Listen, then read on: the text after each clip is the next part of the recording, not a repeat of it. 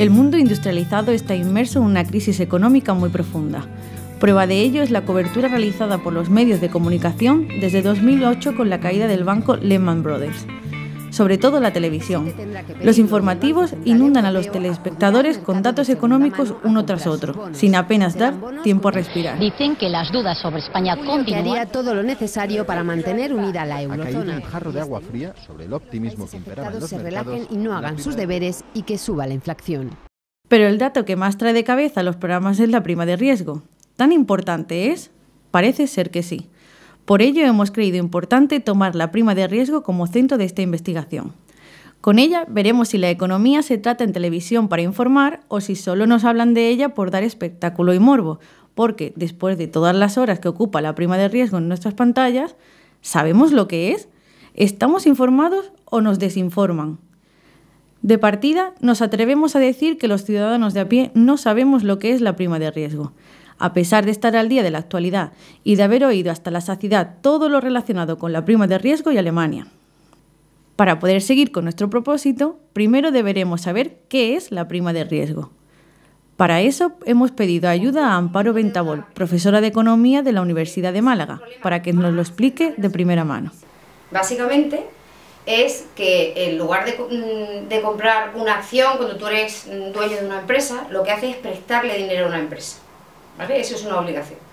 Eso genéricamente. El bono del Estado es cuando esa obligación la emite un Estado. El emisor de los títulos, que es el Estado, ¿vale?, tiene que devolver el dinero a las personas que han comprado esos títulos con un interés. ¿De acuerdo? Que puede ser fijo o variable, según se haya pactado. De manera que el bono del Estado, el Estado emite esos títulos valores que los compran particulares, pequeños ahorradores, instituciones, bancos, otros estados, y el Estado tiene que devolver el dinero en el plazo que se ha pactado en el título con un interés. Básicamente es eso. Bueno, pues la prima de riesgo es una manera de medir el diferencial de riesgo de distintos bonos de distintos países. Desde el año 2000, desde que se instauró el euro como moneda única, pues entonces es muy fácil comparar las distintas rentabilidades de los distintos bonos de los distintos países. Entonces, lo normal ahora mismo, la prima de riesgo, se toma como base el bono más o menos de 10 años alemán, ¿vale? La rentabilidad que tiene. Por ejemplo, el bono alemán, la rentabilidad es del 6% o del 3%, ¿vale? Y se compara la rentabilidad con el bono español, del 6%. Pues la diferencia de rentabilidad del 3% del bono alemán al 6% del bono español, en puntos porcentuales, eso es la prima de riesgo. Por ejemplo, sería de 300 la prima de riesgo en el caso de que la rentabilidad del español fuera del 6 y la rentabilidad del alemán sería del 3%. ¿Por qué es menor la rentabilidad del alemán? Pues porque las rentabilidades son más altas cuando hay más riesgo de que no se devuelva la inversión. Es decir, la rentabilidad española, España para financiarse paga más intereses por bono que el bono alemán, porque todo el mundo piensa que Alemania va a devolver el dinero y que España devuelve el dinero, pues está más complicado. Entonces, mientras más riesgo, mayor es la rentabilidad. Los costes de una bancarrota de Grecia, los costes de una eventual salida de Grecia del euro serían mucho más elevados que los costes de continuar apoyando a Grecia.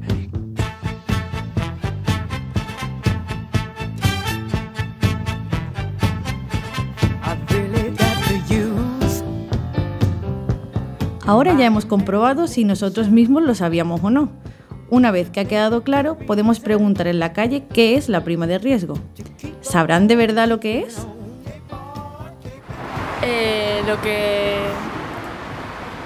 Lo que nos hace, lo que debemos, vaya. El riesgo que tenemos de caer en quiebra, de caer en bancarrota, el Estado. Que no te puedo contestar ahora mismo esto, porque me coge un poco sin información.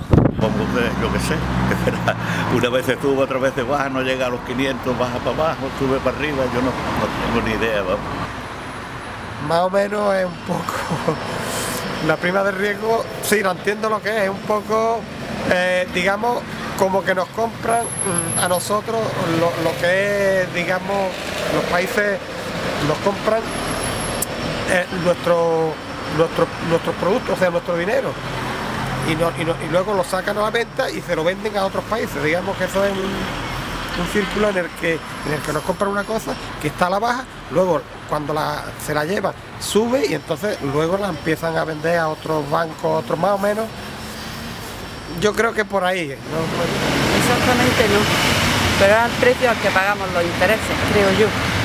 Lo explican, pero a su manera, desde mi punto de vista. Pero es de los mercados, de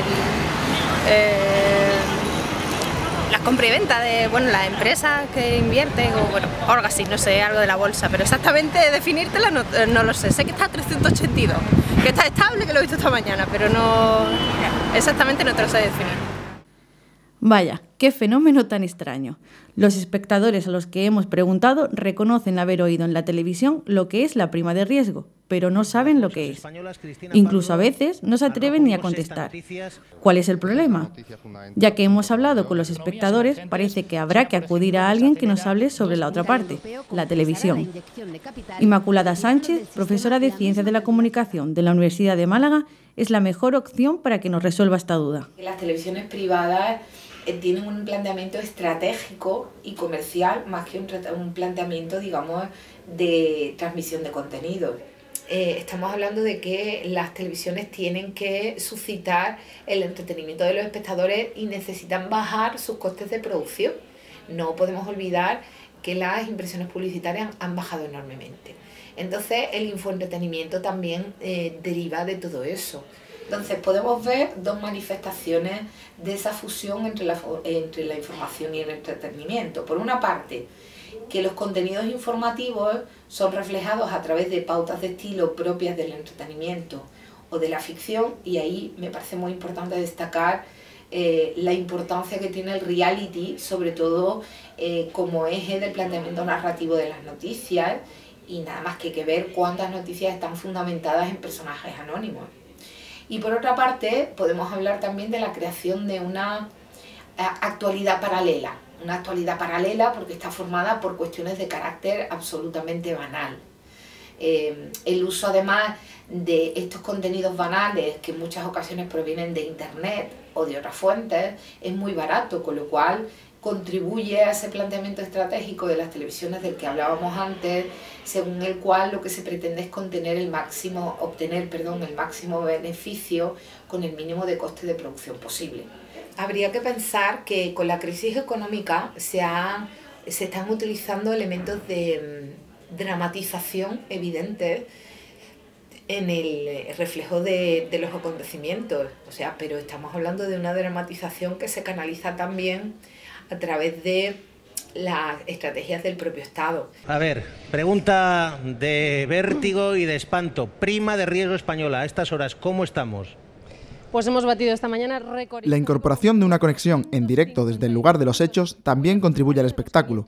Ayuda a trasladar al espectador al lugar de los hechos, a ubicarlo inmediatamente en ese contexto determinado. La buena noticia hoy es que hemos conseguido colocar toda la deuda que queríamos. El pasado mes de septiembre, la prima de riesgo llegó a alcanzar los 552 puntos, uno de sus puntos más altos. Ya podemos suponer que la repercusión en los medios fue más que notoria.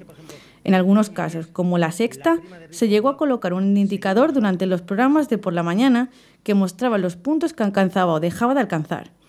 Incluso durante el informativo pudimos mirar constantemente la prima de riesgo a la cara. Las tertulias son otros espacios que se han copado con el mismo tema, pero ya vemos que no sirve de mucho hablar de un tema si no se explica de una manera sencilla, y en la rapidez no hay tiempo para explicar nada. Asistimos a la información del flash, del relámpago informativo. Apenas el presentador reclama la atención sobre un hecho cuando al minuto se ha dejado de hablar del mismo. No hay tiempo de retención ni de comprensión. Ainda que non está escrito, polo menos a vontade da maior parte do goberno parece ser esa. Non se sabe. Sería suficiente, digamos, esa medida. ¿Qué se puede sacar en claro de todo esto? Pues que tan solo un 30% de los encuestados afirma saber lo que es la prima de riesgo, pero cuando les pedimos que nos den una definición breve, la cosa cambia. El porcentaje baja un 26%. Podemos tener la sensación de estar informados porque pasamos horas y horas delante del televisor. Tenemos la certeza de estar reflexionando sobre las noticias, pero en el fondo podemos estar haciendo todo eso y seguir sin estar informados. Podríamos echar la culpa a la televisión, ya que si no piensa en el público como alguien a quien informar, nunca podremos saber la realidad.